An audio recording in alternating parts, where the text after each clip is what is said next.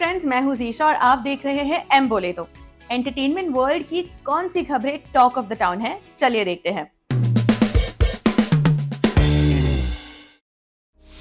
छठ की आवाज कहलाने वाली दिग्गज गायिका शारदा सिन्हा नहीं रही। उनका 72 साल की उम्र में दिल्ली के एम्स अस्पताल में निधन हो गया। पद्म भूषण और पद्मश्री से सम्मानित शारदा सिन्हा कई दिनों से हॉस्पिटलाइज थी। वो मल्टीपल माइलोमा नाम के ब्लड कैंसर से जूझ रही थी। उनके निधन पर प्रधानमंत्री नरेंद्र मोदी से लेकर तमाम बड़े नेताओं और सेलिब्रिटीज ने शोक जताया है। शारदा सिन्हा को बिहार कोकिला और मिथिला की बेगम अख्तर जैसे नामों से भी जाना जाता था।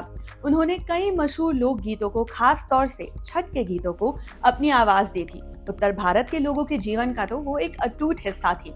उनके कुछ फिल्मी गाने भी बड़े मशहूर हुए, जैसे मैंने प्यार किया का कहे तो से सजना या गैंग्स ऑफ वासेपुर का तार बिजली। शारदा सिन्हा नहीं रही, लेकिन उनका अद्वितीय अद्भुत काम हमेशा हमारे साथ रहेगा। उन्हें हमारी तरफ से आदर भरी श्रद्धांजलि। नीतीश तिवारी की रामायण ऑफिशियली लॉन्च हो गई है। यही नहीं, इसकी रिलीज डेट भी लॉक कर दी गई है। फिल्म के 2 पार्ट्स होंगे। पहला पार्ट 2026 की दिवाली पर रिलीज किया जाएगा।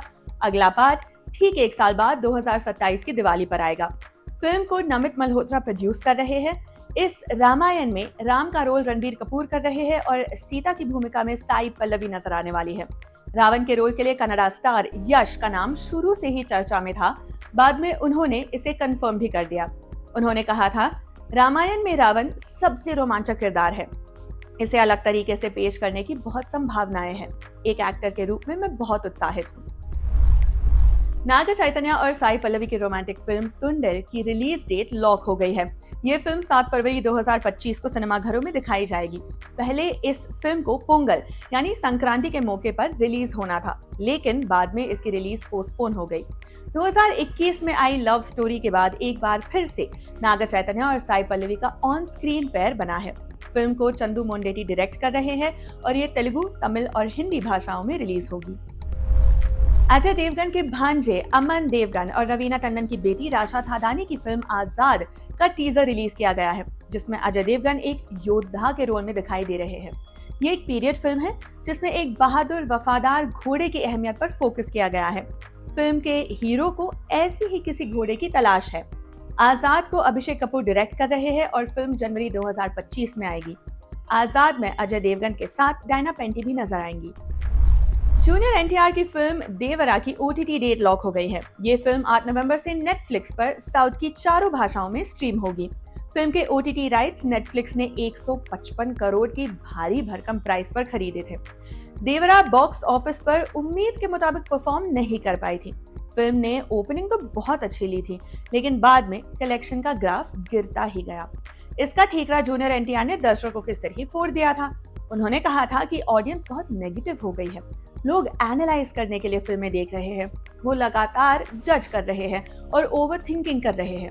अब ये देखना दिलचस्प रहेगा कि ओटीटी पर फिल्म को कैसा रिस्पॉन्स मिलता है। अल्लू अर्जुन की पुष्पा 2 का बज़ 3 साल से बना हुआ है। लोग इसका बेसब्री से इंतजार कर रहे हैं। जिस पॉइंट पर पुष्पा दी राइस खत्म हुई थी, वहां से आगे की कहानी देखने को लोग उत्सुक हैं। फहद फासिल का पुष्पा 2 में बड़ा रोल होगा।